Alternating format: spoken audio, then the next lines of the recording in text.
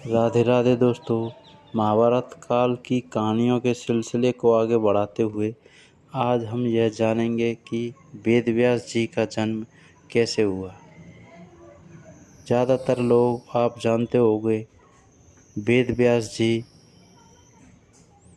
सत्यवती और ऋषि पराशर की संतान थे।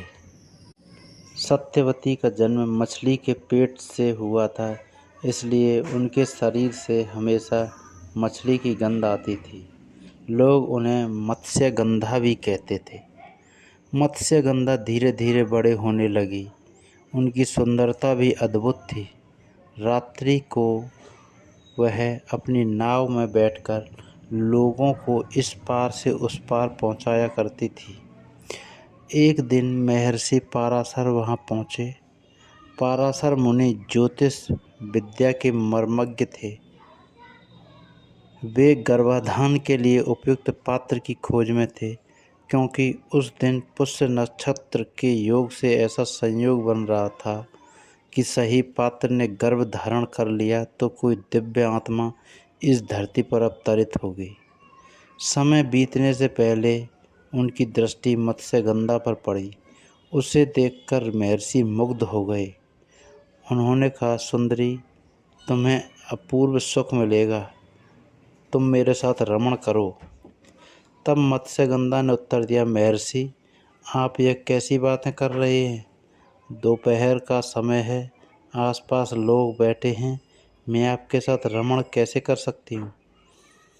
पराशर मुनि ने योग शक्ति से चारों ओर कोहरा उत्पन्न कर दिया और बोले, अब हमें कोई नहीं देख सकता, तुम निश्चिंत होकर मेरे प्रस्ताव को स्वीकार कर लो।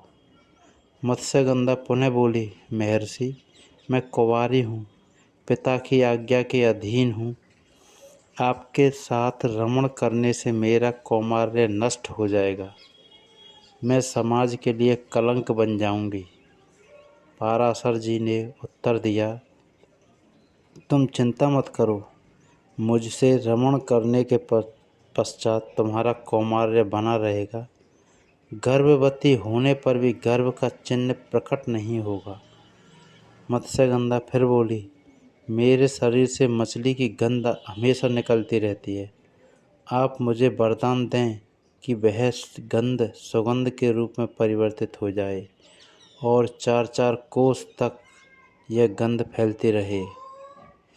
पराशर जी ने तथास्तु कहा।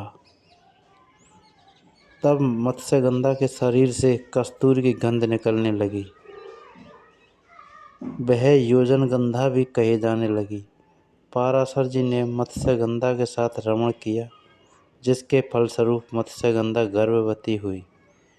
यमुना के द्वीप में एक बालक ने उनके गर्भ से जन्म लिया।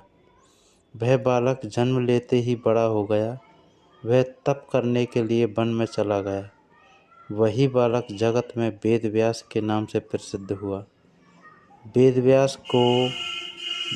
व्यास का नाम कृष्ण द्वैपायन भी है। वे श्याम वर्ण के थे और उनका जन्म 2 द्वीपों के बीच हुआ, इसलिए उन्हें कृष्ण द्वैपायन कहा जाता है।